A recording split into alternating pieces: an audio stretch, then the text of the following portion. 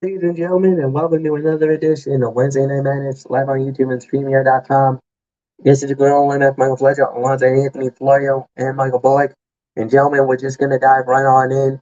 We're gonna start it with NXT Deadline that went down on Saturday night, which was live on the WWE Network and on traditional pay-per-view from Bridgeport, Connecticut, at the Total Mortgage Arena. And here's how it broke down. We started it off with Dragon Lee versus Dominic Mysterio for the North American Championship. The winner of the bout in 10 minutes and 33 seconds. And new NXT North American Champion Dragon Lee. A solid opener, at least I want to say about um I'll say about 2.5 to 3 stars to win the match. There's really nothing more to add here for me. Anthony Floyo, it is yours.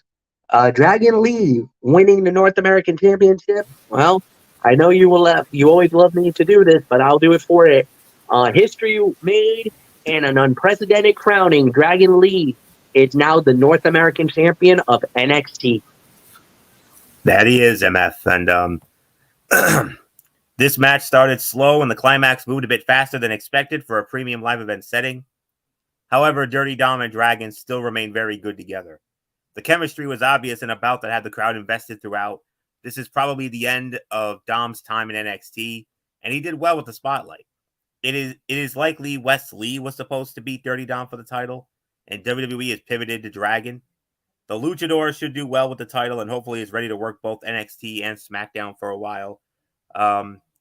3 to 3.25 stars. That's my rating for it. So not much more to say. Michael Bullock, new North American champion, Dragon Lee. No more Dum Dum. Dum Dum loses the title. And all I can say is couldn't have happened to a nicer guy. But anywho, I mean, I'll give this about a 3.25 as well. I mean, this was a good solid way to start it off, and clearly, I mean, I thought going into this, I thought Dom was going to retain because of the ongoing feud with Santos Escobar and Dragon Lee, and that Santos Escobar was probably going to interfere, but that was not the case.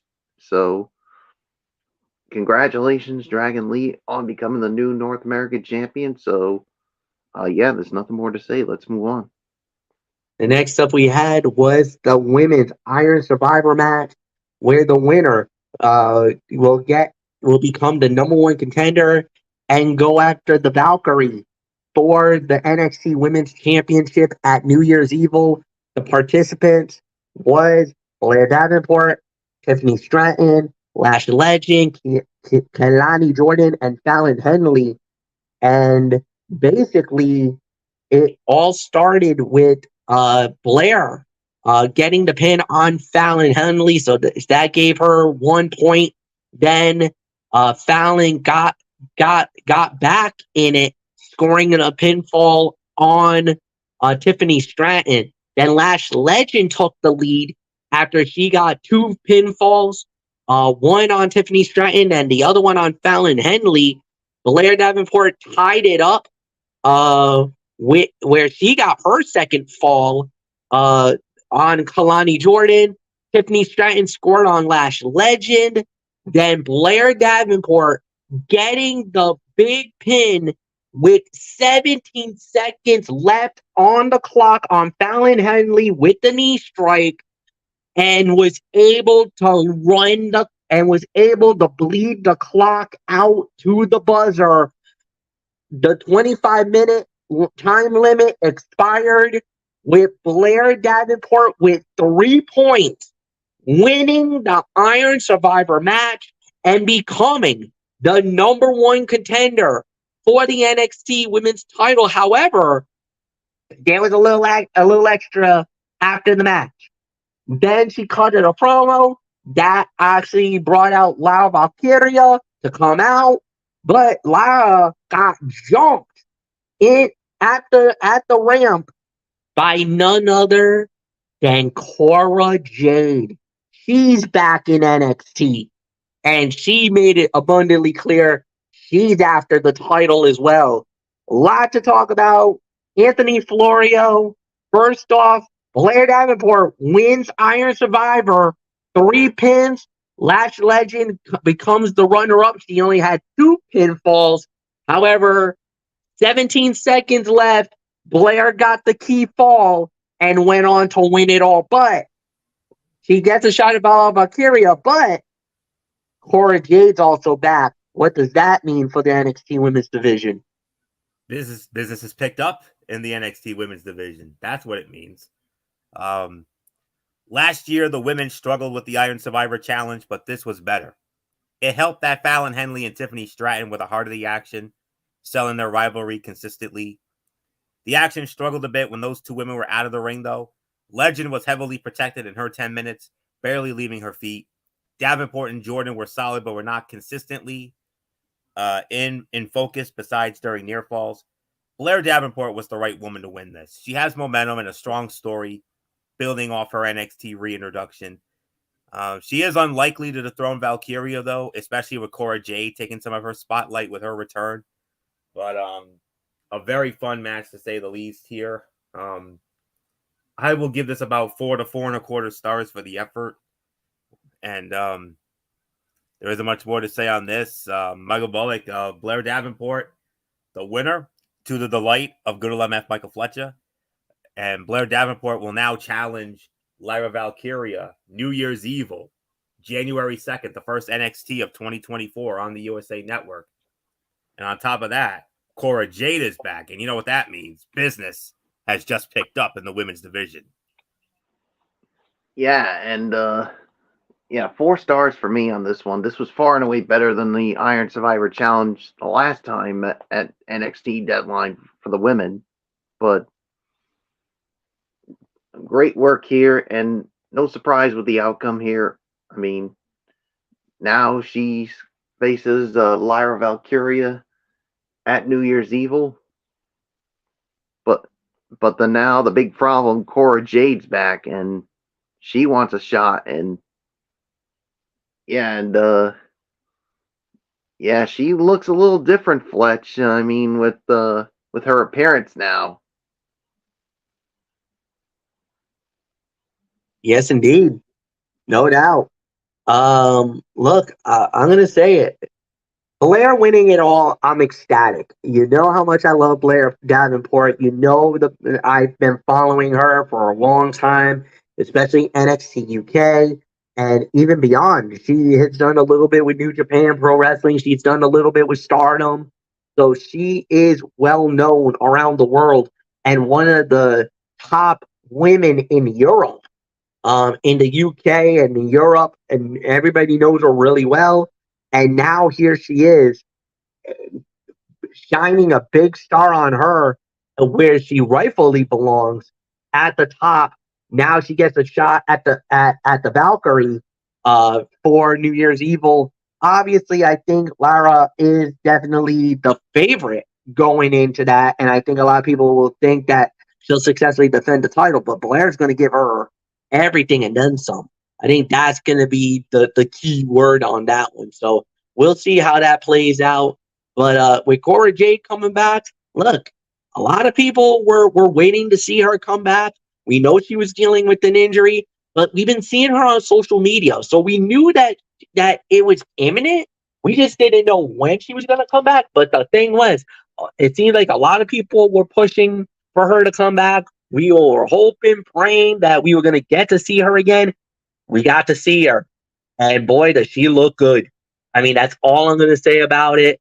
Yeah, there's gonna be a lot of questions that's going to be left out, but we'll see how that plays out down the line. So, next up we had was Lexis King going one-on-one with Carmelo Hayes, and it was Carmelo Hayes winning the match in 11 minutes and 12 seconds. Michael Bullock, it is all yours.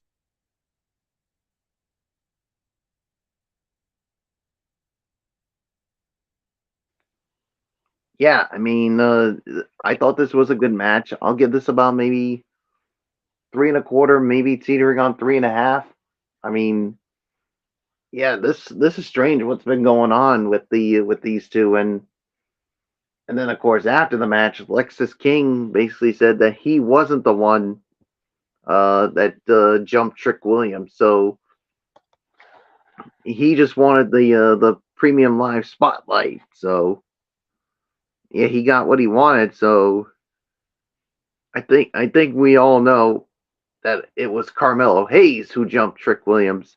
It's not a matter of if we're gonna find out; it's a matter of when. So we'll see what happens. So 3.25, teetering on 3.5. It's yours, Fletch. Yeah, it's about a three and a quarter. It was a good match. It was solid for what it was worth. I love this matchup. Now it was a little rough in spots. I think that's definitely granted because this was a first time match. These two have never worked with each other before, so you could see there was some kinks in the armor. Could have it been better? Yes, but I'm not gonna fault it or I'm not gonna give any credence about it. But you know, for Lexus King to say, I'm not the one who jumped Trick. And for that, I think we kind of were like, okay, well, scratch him off the list. We know it's probably going to be Mellow. They're trying to slow burn this, but the thing is that it's too obvious. There's too many things that really points it to Mellow that he was the one that jumped Trick. Now, how can they incorporate it? Where would they, how would they be able to pay this off? I don't know. But like I said, my theory, I have a working theory. Now I'm starting to feel more confident with this working theory. But I'll explain it more when we get there. So I got nothing else to say. Anthony Florio, it is all yours. So Mello wins it at 11-12. This was this was overlong and oddly slow paced, despite Mello dominating large stretches. Hayes did a lot of heavy lifting in a match that felt more like a mid-show NXT TV match. The action was fine, but this should have gone half the time it did. King never truly looked like a real threat to Mello and lost in clean and decisive fashion. Despite this, NXT played King's music to end the segment after he revealed he pretended to attack Trick to get a PLE match. It all came off awkward and a waste of Mello's considerable talent. I'm more with MF on this one, 3 to 3.25 for me. So with that, MF, we move on to, I believe it's the men's Iron Survivor Challenge next. Yes, it is. The men's Iron Survivor Challenge. The participants is Braun Breaker, Josh Briggs, Tyler Bate, Trick Williams, and Dijak. And this one was insane. Started with Dijak getting the lead as he pinned Josh Briggs. Then Josh Briggs returned the favor, pinned Dijak, so he got his first point. Then Tyler Bate took the lead briefly, pinning Dijak and Trick Williams. They both got thrown into the penalty box. And then Braun Breaker explodes. Briggs, Bate, Dijak in almost a span of 30 seconds. It went Briggs, Tyler Bate, and Dijak literally in 30 seconds. Braun Breaker took the lead, had 3 falls. Then Dijak got his second fall on Trick Williams. Tyler Bate was put on the board, got his third, went with his third scoring on Dijak. Then Dijak got his third on Trick Williams. Josh Briggs gets a fall on Braun Breaker, so he got his second point. And then Trick Williams went on a frenzy with about a minute 15 left and pulled off one of the most remarkable comebacks you'll ever see in NXT. Briggs with a minute 15 left. Then Dijak got pinned with 33 seconds left. Then Tyler Bate with 20 seconds left. Braun Breaker gets taken out 1, 2, 3 with 4 seconds left on the clock. And because Trick Williams had everybody else in the penalty box, it was a sweep. Trick Williams comes all the way back from literally from the depths to get 4 wins, to get 4 points, and win Iron Survivor for the men. Oh my freaking God. Whoop that Trick is all I can say. Wow. Unbelievable performance. This was without a doubt the fight of the night. I got nothing bad to say about it. The pacing was good. The action was great. And the thing was, there were moments where you're thinking, oh, it's gonna be this guy, oh, it's gonna be that guy. We knew Trick was gonna win it. We didn't know how they were gonna incorporate it. Was it gonna be, maybe a late, what they did with Blair, where she got a late pin? No, they went with the ultimate underdog story. Trick getting thrown into the box. He actually was the victim 3 times in this match. Bate got him first, then Dijak got him, and then actually Dijak got him twice in the match. Where Trick Williams ended up in the penalty box 3 separate times in the match. All that for naught, because all of a sudden he goes off on a blitz with 1:15 left and explodes to win Iron Survivor. This is remarkable. This was awesome. We all predicted that Trick was going to win this, so we glad we got that right. But the way he won it is even more remarkable. It makes him a star. It makes him a favorite. And to me, it makes him the next NXT champion. You heard it here first, folks. New Year's Evil, Trick is going to be the champion. He's going to slay the Mad Dragon. That's all I'm going to say there. Well, if Dragunov does successfully defend the title, remember, he's still got to defend the title. So we'll see. It's amazing. This was about 4.5 to 4 3/4. I'm not giving it the full 5, but it had everything it needed. It was a little slow in certain points, but I love the one-sided domination at certain points where you had Tyler Bate, having a moment, then an explosion by Braun Breaker where he basically destroyed everybody in sight. Then you had Dijak having a couple of moments here and there. Hey, give it up for Josh Briggs. Briggs looked really good. But this was Trick moments. This was Trick Williams' moment. It was his time. And now a star is truly born in NXT with Trick Williams. He's no longer the sidekick of Carmelo Hayes. He's Trick Williams, NXT superstar. And now Iron Survivor. Anthony Florio, it is yours. 4.5 stars, absolutely. Whoever put this match together was meticulous. It was obvious how much had been planned ahead of time. It was almost too choreographed, but the spots were great consistently. The action was chaotic, but never too hard to follow. The story of Trick Williams rising up from the ashes in the last minute was very well done and elevated the contest to memorable levels. It is time to consider crowning Trick Williams as the NXT champion. He is the most over guy in NXT and is up there with the most over stars in WWE. By the end, it was clear that this match was the moment he was made. Dijak was heavily protected in the finish and should still be in title contention. Josh Briggs looked like he belonged. Braun Breaker and Tyler Bate were reliably good throughout. 4.5 stars. I 100% agree with the rating. Fight of the night for me, no question about it. I'm with UMF on that one. So, and yes, I do agree. New Year's Evil, I believe we're gonna get at least one title switch.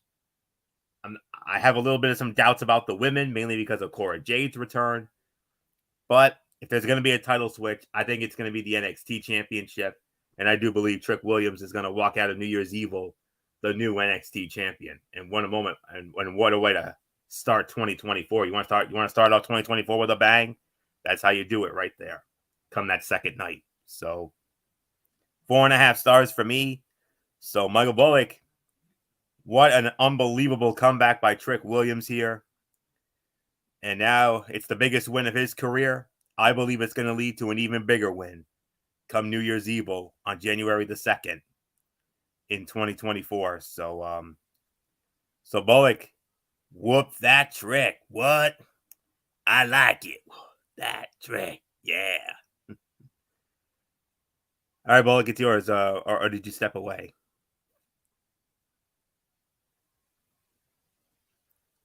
Bullock, are you there? Did he must have stepped. Yeah, he probably did. He probably stepped. That's fine. That's fine. We can wait a minute or two.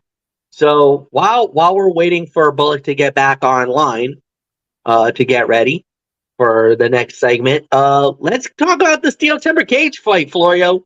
One of your personal favorites. Yes. Locked in a 15-foot high steel timber cage this time around. We had two lovely ladies. Kiana James and Roxanne Perez went at it one-on-one, and it was Kiana James wins it. 11 minutes and 27 seconds. Yes, I know there was a little bit of some chicanery. It looks like somebody got involved that probably should not have gotten involved. Normally, Izzy Dame. Yeah, I was going to say, normally steel cages is supposed to keep somebody outside, but the Izzy problem Dame was they were outside, but somebody forgot to keep the door locked because poor Roxanne took a header off with that door, and that kind of opened the door for Kiana to win it all. So it's yours, Florio. Kiana James. Yes, you could probably say biggest win of her career. She just took down a former NXT Women's Champion, and more importantly, a prodigy, one of the hottest stars in wrestling, and another one of your favorites too. Yes, I know. Don't even get me started with that one either. I know how much you've been following Roxanne Perez, and she was Roxy in Ring of Honor. So yes, I know you followed her religiously, but Izzy Dame apparently didn't get the memo to stay out of the cage. Well, I think she did get a memo. She got a memo from Kiana James for urgent assistance. So nice little office lingo there. Mm-hmm. Because that's what she does. That's my girl taking care of business like she always does and always will. All right, all kidding aside, NXT took a chance on Roxanne Perez and Kiana James, putting them in this match over the Iron Survivor Challenge and keeping the NXT Women's Championship off the card. It didn't quite pay off. Perez and James put together a solid match, but not one that felt right for a premium live event, especially given the finish. Izzy Dame's interference was heavily telegraphed and took away from the potential career-defining win for Kiana James. These two women have evened the score in singles action, so this may not be the end of the rivalry. The assumption, though, is that NXT wants to book Kiana James versus Lyra Valkyria sometime in 2024 and needs to build up the heel for that spot. The Prodigy has done good work in NXT, but it may be time for her to move on. She has more value to the SmackDown or Raw women's rosters in 2024. It's a 3 I think now more than ever, we need Roxanne Perez on SmackDown, especially if the news is true about Charlotte Flair. We need her. Absolutely. We desperately need her. Yeah, you desperately need a shot in the arm after you lost one of your big guns, losing the Queen. And of all places for it to happen, it had to happen here. It had to happen in front of us. Yeah. Unfortunately, we had to. I mean, that was the only downside to what was an otherwise amazing night. So yeah, I mean, it's not very often we get normally we get the highest of highs. I think this you can probably rank this as one of the low moments in the history of Providence for WWE, because we've never had one other time. There was one other time. Remember what happened to Jon Moxley, Dean Ambrose? Yeah. In 2017, when we first started doing that, the very first show we ever did together, the three of us, that is. Mm-hmm. I mean, it was the second one for you and Bullock, because you went to the SmackDown earlier that year. But nonetheless, it's overall 3.25, but I'm bumping it down to 3. because of the finish there. But yeah, you got a feeling this feud must continue. So there isn't much more to say for me. So Michael Bullock, if you're back in, we got all right. Bullock's back in, so we got to get him caught up on the men's Iron Survivor Challenge and the steel cage match with Kiana James winning it. So Michael Bullock, whoop that trick. I like it. And Oh Kiana yeah. James in the cage. Oh yeah, Trick Williams, definitely a big win. Now he's got a shot at whoever comes out as the NXT champion, and we'll find out about that later on. So, what did you guys give that? At least 4.5. Yeah, 4.5 for me on the men's Iron Survivor Challenge, and then the steel cage match. Yeah, it's a 3-star bout for me on this one. So, nothing more to say. It's yours, Fletch. I'll go more 2.5. I think it was a fine match. It wasn't really anything amazing, but like you said, the overbook kind of was telegraphed. Izzy Dane coming out to help Kiana James. I mean, fine. I'm cool with it. Not the biggest thing for me, but let me just say, man, she did pretty well with it. So she made the most of the moment. She got without a doubt, this is the biggest win of her career. So congratulations to for that. And then yeah, we'll just have to wait and see how it plays out. But yeah, this was a really shocking turn of events. So for Kiana James, like you said, maybe a season defining moment. I'll tell you one thing for sure. The Prodigy will definitely will come back at some point. We'll wait and see how that plays out. The main event for Deadline for the NXT title on the line. The champion Ilya Dragunov, the Mad Dragon, goes up against Baron Corbin, the Lone Wolf, winner of the bout, 20 minutes and 55 seconds, and still the NXT champion, the Mad Dragon himself, Ilya Dragunov, successfully defends the title. And Michael Bullock, it is all yours.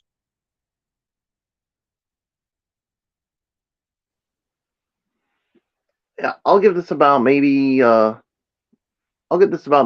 stars on this one. I thought this was, a fine match, but the outcome to me was never in doubt. I mean, Corbin did give Dragunov all he can handle, but Dragunov was definitely the right decision here. And yeah, Trick Williams came out to confront Dragunov afterwards. So yeah, we'll see how it all plays out. So it is yours, Fletch. Yeah, no, there's really not much for me to say here. Solid match. It was good for what it was worth, but at the end of the day, I don't think there's really anything that we can really say. Look, I'll openly admit this. The match was better than expected. You can even say that give props to Baron Corbin because he really wanted it to work. He worked a lot more harder than he normally would in this match, and you can see that he really went for it. So it was not the worst performance that he's ever done. It was actually even better. To me, I'm happy that this is the moment. I'm happy he got the minute. I am happy he won Dragunov because he's a good champion. And it does set up for now at New Year's Evil. It sets up Ilya Dragunov one-on-one with Trick Williams for the NXT title, and now you get that little excitement now more than anything else. But let me say, it was very, very good for what it was worth. So nothing more to say. Anthony Florio, go ahead, it's yours. Yeah, 4 to 4.25 for this one. It was always going to be tough to work a slower main event style after the chaotic Iron Survivor Challenge matches, but Dragunov and Corbin sold the physicality of their war in a distinct way to the rest of the card. The Mad Dragon is one of the best in the world, and he makes every match feel special. This was no different. And this may be Corbin's most complete match of his career. Certainly at least up there with his Carmelo Hayes match. Dragunov was never going to lose, but the story of the match did not need unpredictability to land. This wasn't quite as impactful as the Men's Iron Survivor Challenge, but it told its own story and sold its importance as the main event. So, not much more to say on this. 4.25. Let's get to the overall review. Overall review, I'm gonna say a solid 8 out of 10. I thought it was a good show. I thought it was a good event. I thought the wrestling was very well done. I don't think there was anything bad that came out of this show. So, I mean, Bridgeport, be proud of yourselves. Off the heels of the Tribute to the Troops show on Friday night, to turn it into that show. And oh, by the way, yes, there was also a segment with CM Punk at the very beginning. Shawn Michaels was cutting a promo. It was interrupted by CM Punk, so the fans got to see Punk. I'll openly admit it. I think the crowd reaction in Providence was more louder than it was in Bridgeport, just from firsthand knowledge, because we were there. And let me tell you, when Punk came out, that place, that was loud. The place exploded. Listen to my video on Facebook, and you'll know firsthand. Huh? Listen to the. I know not everybody may have me on Facebook. You guys do. I posted the video of his entrance, and so did believe me. Well, I haven't officially posted, but I do have video. Yep, I think we all personally had videos of CM Punk's entrance. But yes, Anthony is officially on. Yes, it is on Facebook. He did record all of the entrances this time around. He did not want to miss any one of them. He wasn't going to make that mistake again, and especially after seeing Scarlett Bordeaux. Yeah. Forget it. Nothing more to say. Bullock, it's yours. Or I should say, Anthony. I'm sorry, Anthony. It's yours. 8 out of 10 for me. NXT had a chance to end the year with a bang, but the night was mostly just good enough. There were 2 truly outstanding matches for the night, but there were also 2 bouts that probably should not have been on the show. Trick Williams' story in winning the Men's Iron Survivor Challenge was fantastic. That contest was the fight of the night, especially the pop from that final stretch. Ilya Dragunov delivered again, pushing Baron Corbin to a top career performance. Main event showed once again why the Mad Dragon is NXT champion. Carmelo Hayes had one of his worst matches at a premium live event with Lexis King. Roxanne Perez and Kiana James could not elevate themselves in a steel cage match that did not live up to the build. The rest of the card was solid filler for Deadline. The women delivered their own fun Iron Survivor Challenge. Dirty Dominic Mysterio versus Dragon Lee. And Nathan Frazier and Axiom on the kickoff show were solid rematches from some of NXT's better rivalries. With all the hype, though, the hope was for bigger moments across the card. CM Punk's appearance ended up feeling bigger than most of the card, and Dragon's title win was overshadowed by the fact that it should have been Wes Lee. As a whole, Deadline was a good enough time, but maybe largely forgotten outside of the implications for the NXT Championship scene. 7.5 to 8 for me. So, Mr. NXT, take it home, and then we'll get into last night's NXT. Yeah, 8 out of 10 for me. I mean, yeah, there were some things I thought that definitely could have been better, but all in all, there really wasn't that much to complain about. So, 8 out of 10. So let's get into last night's NXT. And we actually did start it off with a promo segment that was done by Cora Jade. And then she actually was interrupted by Lara Valkyria, and then interrupted again. This time she was interrupted by Blair Davenport. It started to get a little bit heated. They were talking about possibly trying to get into a brawling situation, only for that to get cut off by Nikita Lyons. And yeah, so it turned into a little bit of a brouhaha, and it actually set up our main event, one of the main event matches for the evening. So, I mean, look, it was a solid opener. You know, Cora Jade, short, sweet, straight to the point. Yeah, she also referenced the CM Punk thing. CM Punk actually saw her backstage and everything else. Gave her her flowers about how proud he was and everything else for her. And, I'll say this. And as I don't know if you guys noticed, but earlier today, another photo has leaked on the internet, and it was Punk with Cora Jade and Roxanne Perez together. A lot. You know what? There's a lot of stirring going on about this, and a lot of people are like, Punk hanging a little bit with Cora Jade. Is he taking Cora under the wing and maybe possibly grooming, trying to set her up to be a bigger star down the line now that Punk's there? Is he, kind of, does he take a liking to Cora Jade and this and that? Some people are even thinking that, maybe this could be the way of, maybe have Cora Jade team up or even be mentored by another women's legend who, oh, by the way, is married to CM Punk, AJ Lee or AJ Mendez, whatever you wanna call her. I mean, she's not wrestled in a long time. And there was the one time, I think if you watched the TV show Heels on Stars, she was a guest star on the show. And let me say, man, she still got it, man. The wrestling move she did, everything else.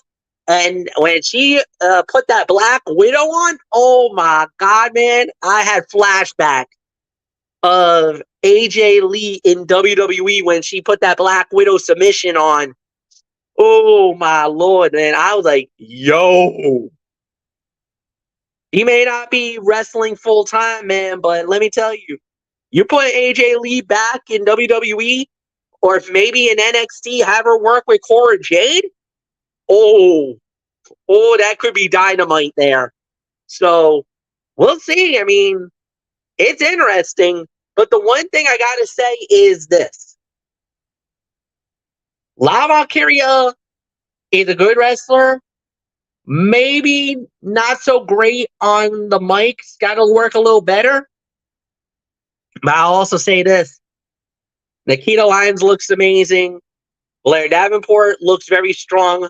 A little loud when she was cutting her promo. She sounded like she was screaming her promo. I don't know. I don't know about that, Blair. You might want to take it down a couple decibels. Just saying. Love you, but down a couple decibels. But I don't know. We'll see. It was a solid opener. Anthony, it's yours. I disagree, MF. It was quite bad. Everyone's timing was off on the mic, and they all had the same grating cadence to their promo style. Valkyria seemed to lose her words when she addressed both heels. Lyon's arrival was a welcome respite as she swapped the words for action quickly. Her growing feud with Davenport is more interesting than either Valkyria versus Jade or Davenport right now. Predictable and formulaic way to set up a tag team match for later. Hopefully the action will tell a better story than this segment. So I'm sorry, MF. I'm not as high on this segment as you were. So not much more to say. Michael Bullock. Right. Yeah, I'm sorry to say it, but I got to go with Florio. This was not a good segment at all. I mean, I really didn't have that much interest in it. I mean, they were trying their best in this one, but nope. I mean, neither one of them sold anything to me. So sorry, just being brutally honest. It's yours, Fletch. First fight of the night, Metaphor, Noam Dar, Oral Mensa, and Lash Legend against Josh Briggs, Brooks Jansen, and Fallon Henley. Mixed tag fight. Jansen, Briggs, and Henley wins it in 11 minutes and 2 seconds. But the one thing that needs to be talked about, there's two bits that needs to be talked about. One, Tiffany Stratton was watching the monitor. I wonder who she's got her eye on. Then her and Fallon Henley's kind of went into a throwdown. And if you notice, at the end, Briggs pinned Noam Dar. Florio, are you thinking what I'm thinking? Championship committee moment? Can Josh Briggs now be in line for that Heritage Cup? If he isn't, he should be. I mean, all right, MF, let's look at the facts here. Correct me if I'm wrong. Josh Briggs pinned Noam Dar. Yep. Noam Dar is the Heritage Cup champion. Yep. Briggs pinned him. So, correct me if I'm wrong. And of course, we all know the old joke, the old Jesse joke from WrestleMania 6. And Gorilla, I'm on that committee. I'm the silent majority. I'm the silent majority, but I'm not so silent. So yeah. And all kidding aside, though, yeah, this is most definitely a championship committee moment. Josh Briggs is definitely going to be the next challenger for Noam Dar in the Heritage Cup. I could possibly see that maybe at New Year's Evil. I could possibly see them adding it to make New Year's Evil even bigger. That's what you got to do, especially if you want to start 2024 with a bang. That's a great way to do it. But do you think that a match like this might be a disadvantage for Josh Briggs? Because he's got that rough and he's got that physical smash mouth slobber knocker style that you like. Yeah, but Heritage Cup, that's more of a test of will, a test of that's especially if it gets deeper into the water. I'm not really. Oh yeah, it would definitely. I'm not really can handle a match like this. I don't know. I'm a little concerned for Briggs if he does get the shot against Noam Dar. I think this might be Noam's successful defense because this might be a little bit out of Briggs's territory, if I can say. Oh yeah. So the longer the match goes, the more it favors Noam Dar. I mean, yes, there is no question about that. But all right, let's get into all this here. 3 1/4 stars, fun 6-person tag that highlighted the country trio that have always overachieved under the spotlight. While Briggs and Henley lost at Deadline, they may have finally broken out. The former is looking great with a spotlight on him, while the latter is working at a top level with every other woman. If NXT is moving on from Alpha Academy versus Metaphor, Briggs is the perfect next challenger for Noam Dar. Fans have not gotten a chance to see what Briggs can do in a longer singles match. So we'll keep an eye on that. Confirmed for next week, however, we will finally get the one-on-one showdown with Tiffany Stratton and Fallon Henley. They're going to throw down Tuesday night. And we'll talk about it on this program next week. So not much more for me to add to this. 3 1/4 stars for me. So not much more to say. Michael Bullock, Tiffany Stratton versus Fallon Henley next week on NXT Tuesday night. But more so, Josh Briggs looks like he's going to be the next challenger for Noam Dar in the Heritage Cup. Yeah, but I'm with Fletch. I mean, I think this is a disadvantage for Briggs and an advantage for Noam Dar. So, and Tiffany Stratton and Fallon Henley finally going to settle their feud. So we'll see what happens with that. So 3 1/4 stars for this one. So it's yours, Fletch. Yeah. So we got ourselves a big one here, guys. Well, they started out with the men's breakout tournament. Obviously, they introduced the eight men that was going to be a part of it. But before we had anything going, we had a little bit of some drama. Yes, unfortunately, Lexis King came out and hit Trey Bearhill in the back, basically before we even got started. So then we had Miles Bourne.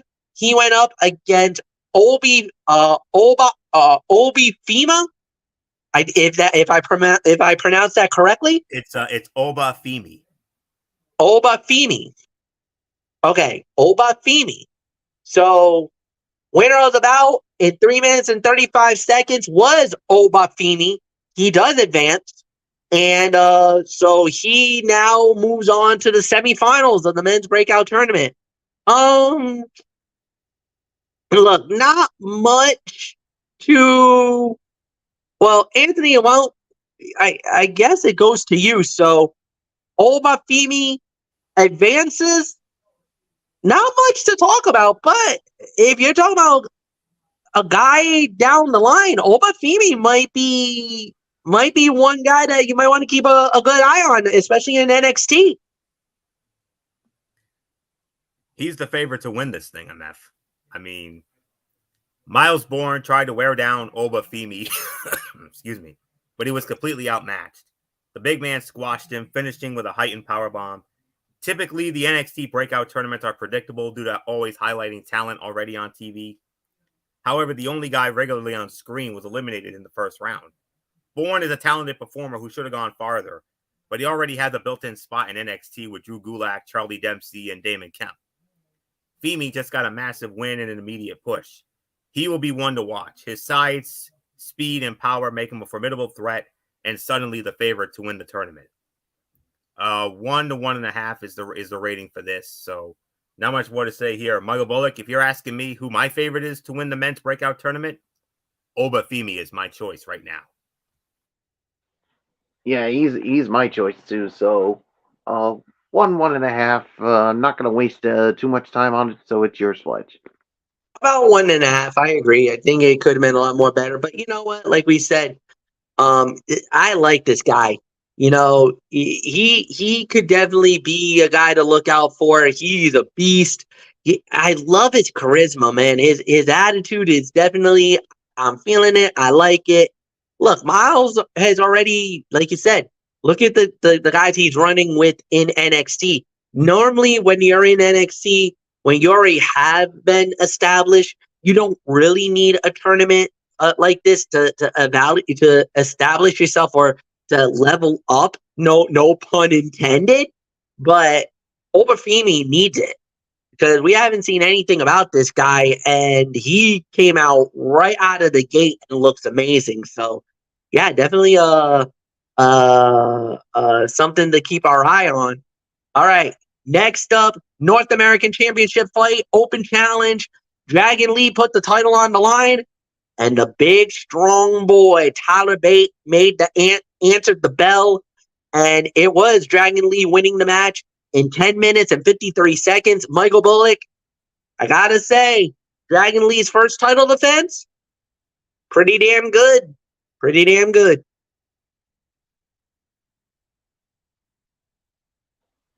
Yeah, it was definitely pretty damn good. I mean, a good first title defense for Dragon Lee, especially going up against someone like Tyler Bate. So, 3.25 stars on this one. I thought this was a solid match here. I mean, especially when you got two guys like Tyler Bate and Dragon Lee. So, yeah, this was definitely a good first title defense. Hopefully, it'll be more of these open challenges to come. So, it's yours, Fletch. Yeah, no doubt about it. We'll have to wait and see how it plays out. It was a great match. You could even make an argument that this was probably fight of the night. This was at least a solid 3.5 stars. It was a good matchup, great title defense. Tyler Bate is the perfect first guy for Dragon Lee. I got nothing bad to say about it. This was an excellent match. Nothing more to say. Florio, it's yours. This was a fun battle of veterans. Dragon and Bate are so good that this could never be anything less than very good. They could not sell the drama of the title defense, but the action was more than good enough for an impromptu TV bout. The big strong boy has run out of stories to tell in NXT. It's time to get him on Raw or SmackDown, where he can compete with fresh rivals and build a new legacy. With the Brawling Brutes falling apart on the Blue Brand, this is the perfect time to bring Butch and Bate together on the main roster. Leave the young stars of NXT to tell their own stories. More Dragon Open Challenge title defenses are a must. He is a great in-ring worker who will get over more with each bout. And next week, he's gonna face either Drew Gulak, Charlie Dempsey, Damon Kemp, or Miles Bourne on the next show. So one of those four guys will be the next challenger for Dragon Lee in the North American Championship next Tuesday night. And I got a feeling Drew Gulak's probably going to have the final say on who that is. So we'll find out. But regardless of which one of the four it is, I think it's going to be a great match, especially if it's Gulak or Dempsey. Oh, that's going to be real good. The other two, I've got a little bit of some doubt when it comes to Kemp and Bourne, but I'm hoping it's either Gulak or Dempsey. One of those two against Dragon Lee. It's going to be a guaranteed show stealer next week, no doubt, based on the bodies of work. 3 1/4, 3.5 for me. So with that being said, MF, let's move on. All right. And then with that said, we did move on. We had, unfortunately, a throwaway match. Eddie Thorpe versus Dijak. The fight got thrown out in 55 seconds because it looks like Dijak did get disqualified. So, I mean, there's really nothing more to say there. Then we had our next breakout tournament match, as it was Keanu Carver going up against Riley Osborne from Chase University. Riley Osborne winning the match in 3 minutes and 28 seconds. Look, I mean, it was an okay match. It was good for Riley, getting the best out of, Keanu, the rookie. And look, I don't follow Level Up, but it seems like Riley Osborne has been really good on Level Up. Anthony, I think you might be able to confirm this more than anything else. Absolutely. Some people even said that Riley probably was one of the favorites. Unfortunately, that might come to an end now because of, I don't know if you guys know the news, but Lexis King is now in the tournament. After he did his little damage, Ava dropped the bomb saying that Lexis King was going to be added into the NXT breakout tournament, and unfortunately for us, he's going to be in the same bracket as Riley Osborne. So we might be looking at a possible semifinal with Riley versus Lexis. Oh boy, Thea might be praying for the good Lord that this guy does not get hurt or he doesn't lose the match. And obviously for Chase U, because it seems like Thea Hale's a little smitten with the boy. She tried to play her cards, and she was fumbling all over the place, man. It looked like the New England Patriots nowadays. I'm just saying. But whatever the case may be, it was not a good performance. We'll say that.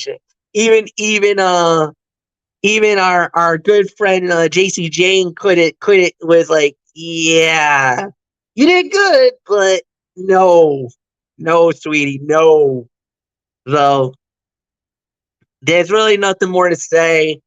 Florio Osborne wins 328. Solid. It was an okay match, but if you look at the bracket, I think it can go two ways. Either he's going to the final, or his dream ends in the semis with Lexis King there. Agreed. I 100% agree. That's what it's looking like for me. Carver showed out in this match only to lose in rushed fashion at the end. If the plan was to highlight Osborne, this match failed. He can hit a solid shooting star, but otherwise he was generic next to an exciting bruiser.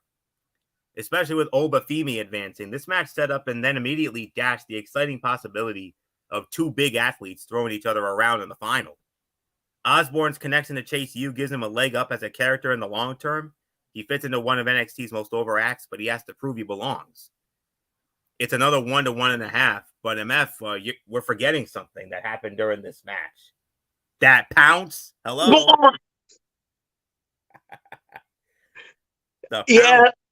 Yeah, that pounce. Even it had me marking out. I yelled out, and I think this would have been one of those whoa, and then I would have yelled out, "Oh my god!" Yeah, we let out one of our big whoas while Michael Bullock pulled a Vic Joseph and did a whoa or something like that, like a Vic Joseph or something like that. But you made a mention of it on our messenger there.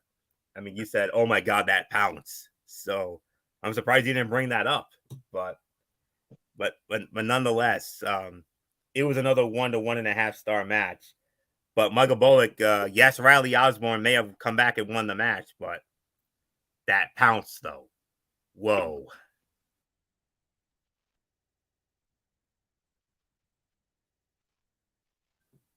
Bullock, are you there?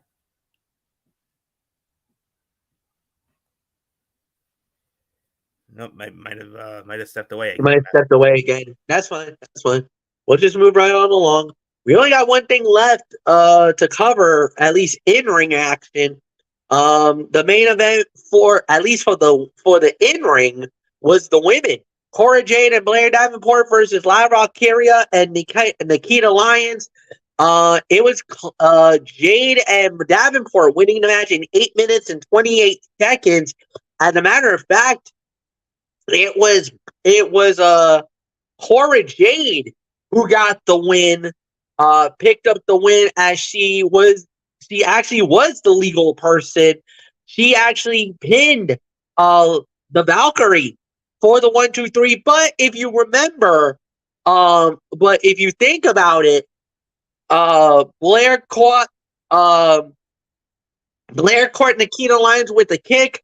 Then Blair hit La Valkyria with her finisher, and then Cora went and got the pin because she was actually technically the legal woman. It was a blind tag. So, Anthony Florio, it's yours. Jade and Blair winning the match in 8:28. 2.5 to 3 stars. This was a well-booked tag team match, highlighting the two threat. Davenport and Jade posed to Valkyria. It was not all that involved in the ring, but kept the key stories moving. NXT has a dangerous balancing act to play with these 4 women, as NXT does not want to take away from Davenport's Iron Survivor win, but also wants to sell the generation of Jade as the next challenger. It's likely Lyons will cost Davenport her shot, and the story will transition fully to a rematch of Valkyria versus Jade. But the next few weeks will be important in keeping the momentum of the women's division. 2.5 to 3 stars. Bullock, if you're back in, let's get your thoughts, or if not, then we'll just move on to MF. Bullock, are you back in? I'm guessing not. So, all right, MF, over to you. Yeah, solid. It was about 2.5. So, there's really nothing more for me to add here. So we're just gonna move on to the main event. Well, the main event segment was Trick Williams cutting a promo, interrupted by Ilya Dragunov, then interrupted by Carmelo Hayes. I thought they did a good job. I thought it was a solid Trick. I mean, it was fine. I'm not gonna say it was anything amazing with this promo, but it was fine for what it was worth. I liked it. We'll just have to wait and see what's gonna happen next down the line. But all in all, I really got nothing bad to say. I mean, obviously Mello trying to spin the web of lies, now saying that it's Ilya Dragunov that probably did the hit on him. Dragunov was like, "Are you kidding me? Why would I? But you saw the drama broke out at the end, and we'll see how it plays out. But like I said, New Year's Evil now. It is going to be, it is Trick Williams versus Ilya Dragunov. They're trying to create the heat, but I don't know if it really needs the heat. But, for what it's worth, okay, fine, whatever. But I really got nothing more to say. Anthony Florio, it's yours. The drama in the NXT Championship scene has gotten silly, but it continues to build Trick each step of the way. Mello looks guiltier than ever before, and Dragunov's inclusion leaves Trick conflicted. He is caught between siding with his best friend or newest pal and has to find a way to refocus before New Year's Evil on January 2nd. The crowd is completely invested in where this is leading. Even at its corniest, this story is working, and the rest of the storytelling in NXT needs to step up to match it. So by default, this was the segment of the night. So unless Bullock is ready to come back in, let's get to the overall review. Overall review, I got to say, it was a solid show.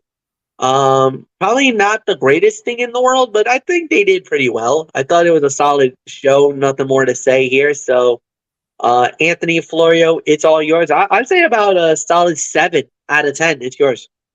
Agreed. 7. NXT's storytelling eclipsed its in-ring action last night, building right off of Deadline into New Year's Evil. The pieces are coming together to deliver some of NXT's biggest stories to date. So much work has been done to elevate new stars over the last year, and it's paying off. A story like Carmelo Hayes, Trick Williams, and Ilya Dragunov are telling right now would not have worked without all three getting over in the second half of this year. NXT's main event scene is in good shape, but the rest of the card is uneven. Dragon Lee Tyler Bate was the in-ring highlight of the night, but did not reach its highest potential.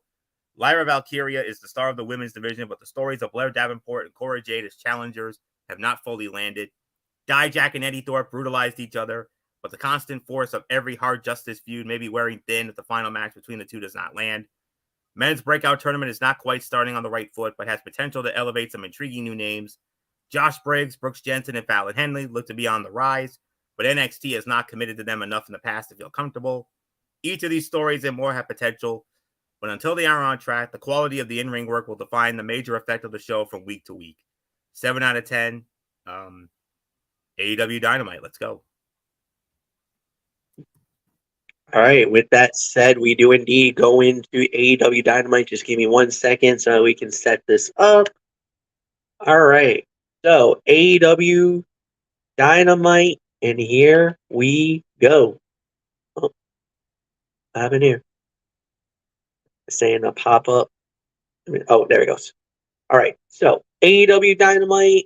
What? I didn't want that.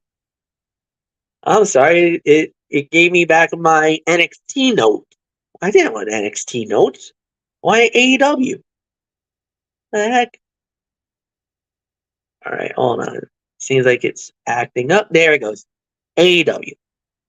All right, so we started it off with a match. It was Roderick Strong. He went 1-on-1 with Adam Hangman Page. When it was all said and done, Hangman winning the match in 14 minutes and 45 seconds. Really good opener. I think there's really nothing bad to say about this matchup. This was as good of a wrestling match as you're going to get to see on TV this week. And this was perfect. Great way to start the show. Incredible jump off to me, at least for me. This was, I'd probably say about 3.5, close to 4.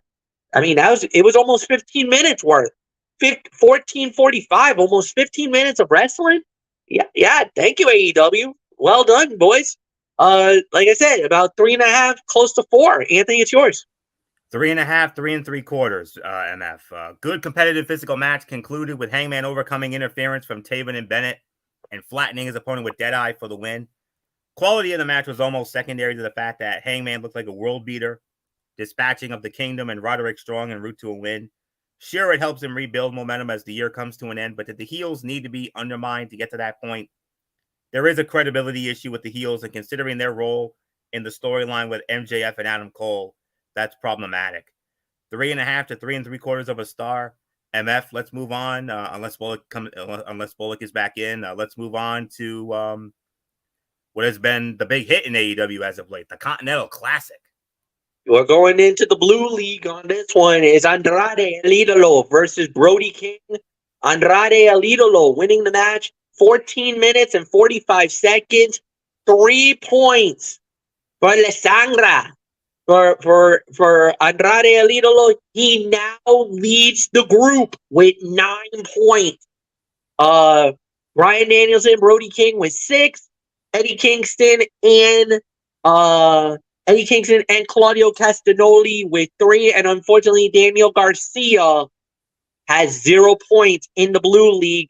All 6 participants have worked 3 matches already in the tournament. Florio, it is yours. Yes, hell of a battle between 2 driven, determined competitors. The win continued El Idolo's recent string of success, including a win over Bryan Danielson last Saturday on Collision, and gave Brody King an out for the loss, all while delivering one of the better matches of this tournament to this point. Another 3.5 to 3 3/4 of a star. So more Blue League action will take place Saturday night on Collision. Brody King doesn't get any easier for him. Brody King has got to go up against Bryan Danielson next. Yeah, good luck to you, Brody King. And I do believe Claudio Castagnoli is going to be in action. I don't know who he's supposed to go up against, but I do believe Eddie Kingston and Daniel Garcia are squaring off on Saturday night as well. And I know there's another match with Claudio, and I forgot who he's going up against, but you're going to see all that Saturday night on Collision. So this was 3.5 to 3 3/4 of a star. So not much more to say on that. So then MF, we had a promo segment. But then I believe, I wouldn't blame you if you didn't want to get into that. Nah. Even though we did get somewhat of a payoff, the Golden Jets are going to challenge Big Bill and Ricky Starks for the AEW Tag Team Championship at the World's End pay-per-view on December 30. So that match has been added to the card, but let's keep the action going. And we got ourselves a women's match featuring the return of the inaugural AEW Women's Champion to in-ring competition. Yes, it was. It was Rio going one-on-one with Ruby Soho and Rio winning the match in 9 minutes and 30 seconds. Solid match. Pretty good fight. About 2.5, 2 3/4. I'm not gonna say it was anything better than that. I mean, it was fine for what it was worth, but early on, solid match. Nothing more to say here. So, Anthony, it's all yours. I'll probably say about 2.5. Solid 3. Tonight, Rio scored a quality win over Ruby Soho in a solid, if unspectacular match that was hurt mightily by a picture-in-picture commercial break right in the heart of the in-ring action.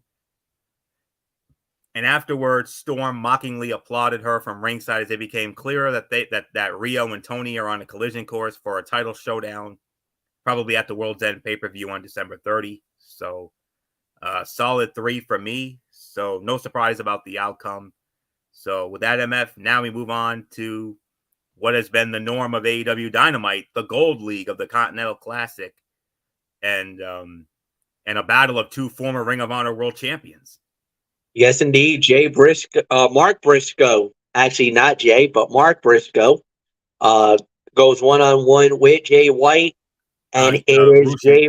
It's supposed to be Rush and Jay Lethal. Oh, Rush and I'm sorry, I jumped the gun because I'm looking at the next. I'm looking at my wrong sheet. All right, so yep, it was Rush and Jay Lethal. Rush wins in 4 minutes and 30 seconds. I think we can honestly say not much to talk about here. Rush getting a win. Jay Lethal's already eliminated from the tournament. Like, he has 0 points. He does not, there's really nothing for Rush. There's really nothing here for anything to say. But I will say this. Rush needs some help. And if Swerve Strickland loses, that might open the door for him. We could get some drama out of this, so we'll see how it plays out in the Gold League. But right now, Rush gets a major 3 points, but he's going to be scoreboard watching or watching a match later on in the evening that could have a massive impact, to say the very least. But we'll see. But yeah, there's really nothing more to say. Jay Lethal loses again, Anthony. Really not much to talk about. Maybe 1.5, but Rush gets a big win, but now he's scoreboard watching because there's a big fight later in the evening that he's gonna definitely have a lot of vested interest in. Oh, absolutely. The win highlighted Rush as a legitimate threat to win the entire tournament. For Lethal, the loss only intensified his own frustration, leading to a post-match tease that his time in the most unlikable faction in the company may be coming to an end. Who knows? 2 stars, and I can honestly say the worst match of the tournament so far. So with that being said, MF, now we move on to your boy, Switchblade Jay White against Mark Briscoe. Yeah, and it was Jay White winning the match in 11 minutes. Again, Mark Briscoe already eliminated. Jay White gets another 3 points, so he's still in it. He's still looking. But again, he also will be scoreboard watching going into it because, like we said, with Moxley and Swerve, which is the next match, that match will have high stakes because basically if Moxley wins the match, that makes the gold league very interesting. However, if Swerve wins it, Swerve is almost guaranteed a semifinal spot. Then you got 3 guys fighting for 1 spot left. But if it goes the other way, then we got some drama. Then it's basically a 4-way drag. Then it's a 4-way, possibly for 2 spots. So we'll see. Anthony, it's yours. 3.25 stars. Good match that would have meant more if the respected Mark Briscoe was still meaningfully involved in the tournament.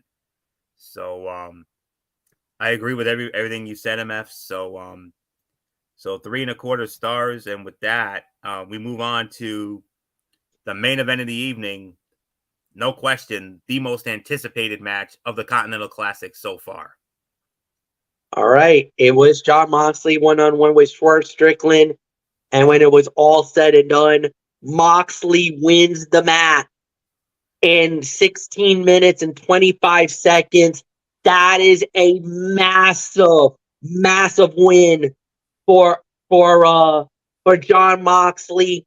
And it makes things very interesting now, because now it basically puts Moxley at 12 points. He's practically now assured he will be going to the semifinals. However, you got Swerve and Jay White at 9 points apiece, and Rush is at 6 points. It basically now open. You literally now have 3 guys for 1 spot. Moxley looks like he's going through, and he's going to the semis. But Anthony Florio, this was the fight of the night. This was about 3 3/4 to 4. Moxley now at 12. He's well on his way to the semis. But who gets the second spot? Because you got Swerve at 9, Jay White at 9, and Rush at 6. Rush is going to need to win his match, and he's going to need Moxley to beat Jay White just to stay in that realm. Because if Jay White wins, then Rush is gone. He's out. You can't catch. There'll be no way to catch him. No, you can't. Fight of the night, and I'll even go as far as to say this was the fight of the tournament so far. 4.25 to 4.5 stars is my rating for this. Here's the thing. Moxley grabbed hold of Swerve Strickland's belt to score a controversial pin, and making matters worse, Swerve Strickland's shoulder was also off the mat. Did anybody notice that besides me? Strickland's shoulder was off the mat. Strickland's got a gripe here. Yep. So, yeah, just like Kansas City Chiefs fans, wink, wink, if you know what I mean. Even though I'm the only one who's happy about that one, believe me. But no. Trust me, I've been hearing it from Kansas City fans about how about the thing, but the thing was the refs got it right. We'll get into it on Thursday, but you're not hearing anything from me about that one. Yeah. All right. Conclusion of the hotly anticipated bout accomplished 2 things. It gave Moxley a lead in the Gold League and set up a must-win situation for Strickland next week. And it also helped create sympathy for Swerve. Here was a guy who fought through a bad shoulder, had Moxley reeling, and lost via screwy means. He was every bit as good as the former world champion who had to cheat to pick up the win. It also drums up controversy and gives a reason for the 2 to run it back again in the semifinals, if that is the direction Tony Khan plans on taking things. But man alive, what a match it was. So this to me was the fight of the tournament so far. 4.25, 4.5. So overall thoughts. Continental Classic once again dominated the airwaves tonight, and anytime that is the case, as long as the in-ring content is strong, the show is going to get a high mark, a high rating. With that said, there continue to be questionable booking decisions, including the use of Mark Briscoe and Jay Lethal, who have been beaten into the ground in this tournament. Add to that Riho's sudden reemergence as the top contender to the women's title, despite doing nothing more than a well-timed run-in a week ago, and a truly awful promo segment involving the Golden Jets, Ricky Starks, and Big Bill. And you have a show where there was just enough head-scratching to keep it from achieving much more. Also, AEW had an opportunity to capitalize on the publicity the Von Erich family is going to receive from the release of the Iron Claw into theaters on Friday, December 22nd, by highlighting the family. Instead, they booked Kevin Von Erich and his sons, Ross and Marshall, in a backstage vignette to set up a six-man tag on Rampage with Orange Cassidy. They did not put them on screen with MJF or partner them with the way too obvious Hangman Adam Page. Instead, they were treated like an afterthought, and that was a major missed opportunity. 7.5 to 8 out of 10 is my rating for this. So not much more to say. MF, your thoughts, and then we'll get into a quick preview of our number 7 game of the week tomorrow night, Chargers Raiders.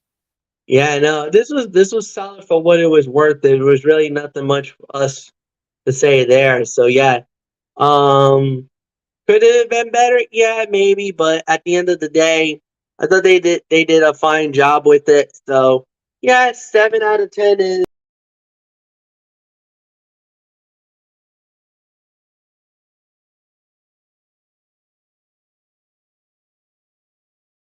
Oh, we lost MF. So okay, we got MF back.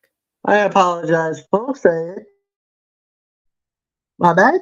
All right. So with that said, let's just go into the NFL. Yeah. Like Anthony Floyer has alluded to, this is our number 7 game of the week. That's going down tomorrow night. It is Thursday Night Football, Amazon Prime Video. You already know who it is. It's Al Michaels, it's Herbie Kirkstreet, and the beautiful Kaylee Hartung taking this one. And ladies and gentlemen, Thursday night. And well, where are we going? I'll tell you where we're going. We are going to, hold on, come on, post. There we go. We're going to Vegas, folks. Yeah, it is now the Raiders. The Las Vegas Raiders, they're going up against the Los Angeles Chargers from Allegiant Stadium in Las Vegas, Nevada. Oh, by the way, the home of the upcoming Super Bowl that's going to be down this February, exclusively on CBS, aka the Mothership, as me and Anthony Foyle would like to affectionately call it. And well, going into it, hold on. Excuse me, and I felt a sneeze coming. I knew it was coming too. So initially, the line had actually the Chargers, but because of the fact of recent event, the Justin Herbert injury, it now swung the momentum. The Las Vegas Raiders are now the favorites by 3 points. This is courtesy of ESPN Bet. They are now favorite by 3 points with the over-under at 34.5. However, if you want to talk about the FPI, the FPI matchmaker from ESPN Analytics, believe it or not, they got the Chargers at a 57.1% favorite, 57% favorite in this game. Look, don't get me wrong. I think it's going to be a very interesting game. The fact of the matter is that Justin Herbert suffered an injury, a broken finger, I think it's a broken index finger on his throwing hand. That's knocked him out for the remainder of the season. So now life goes on without him. They got to rely on a backup quarterback now with that Raider team going at it. Look, but you still got Keenan Allen. You still got Austin Eckler. Maybe that might be good for the Chargers to really start to step up. But the problem is this. Keenan Allen will not play. He's out. He is not available for this game. This looks like a moment. The only thing that I'd be concerned about, if you're the Raiders, is if Max Crosby can play, if Max Crosby and Josh Jacobs play, it's a wrap. It's the Raiders all the way for me. So right now, I will go with the Raiders to win this game. I'm not completely 100% because I'm a little concerned about the Josh Jacobs injury. I'm a little concerned about Max Crosby. If they can't go, that might swing it a little bit back to the advantage of the Chargers. But the problem is this. You just lost your franchise quarterback. You just lost Justin Herbert. And now Keenan Allen is out. I don't like the Chargers' chances now more than ever before. So, to me, give me the Raiders to win. Anthony, it's yours. All right. Raiders opening up as a 3-point favorite, like MF mentioned. For those of you in the Los Angeles and Las Vegas areas who don't have Amazon Prime Video, for Los Angeles, you can watch the game on your Fox affiliate, KTTV, Fox Channel 11 in Los Angeles. For Las Vegas, you can watch it on your ABC affiliate, KTNV, ABC 13 in Las Vegas. And I will have more simulcast local channels this week on our NFL show. So, all right. These two teams already met. This is their second meeting. They met back in week number 4. The Chargers won that game by a score of 24-17 in LA. So they cut the Raider lead down to 67-58 with 2 ties. Last year in Las Vegas, the Raiders won 27-20. Raiders have won the last 2 meetings in Las Vegas. The Chargers' last win in Vegas was in 2020. That was a 30-27 overtime win. But Raiders won last year 27-20. And then, of course, the year before, MF and I actually had that game, that wild and crazy 35-32 overtime win, final week of the season. The nuttiness that game had. But so just wanted to throw that in there. So Justin Herbert has suffered another finger injury. And on a short week, the Chargers are stuck with more of Easton Stick on the road. He'll duel Aiden O'Connell, who failed to help the Raiders offense produce a point at home in that dud game against Minnesota. A dud in many people's eyes, but in MF's eyes, it was a 5-star classic because it ended 3-0. MF, that was the game that I know you were most proud of. So, but anyways, the Chargers defense showed more holes against the run and wide receivers last week, and there's enough support to win a low-scoring game with Max Crosby cleaning up on the other side. So I'm going to go with the Vegas Raiders to win this one. I think it's going to be an ugly game. I'm going to say 17-13. The Raiders win. So with that, MF, let's put a bow on this and set up the future content. Yes, indeed. And we will indeed. We started off tomorrow night at 10 p.m. on the Tone 20. Actually, or is it? Yeah. So it'll be Thursday night. So yeah. Or is it Friday night that we're doing the show? I think we I remember we had a discussion about this. I mean, I think we said we're going to remain on Fridays. Yeah. All right. So no show tomorrow. Friday night 10:30. So Friday night 10:30 on the Tone 25. We'll be doing NFL Friday night. So we're gonna recap the Thursday night game, get ourselves ready for week number 15 of the National Football League. So we got that going. And then Saturday is Cerebral Smack Talk back in our traditional 10:30 slot. SmackDown Live, AEW Collision. And then we do it all over again on Monday night. We're Ridiculously Raw. So for Anthony Florio and Michael Bullock, I am Michael Fletcher saying so long, everybody. And we'll see you all on Friday night. Goodbye.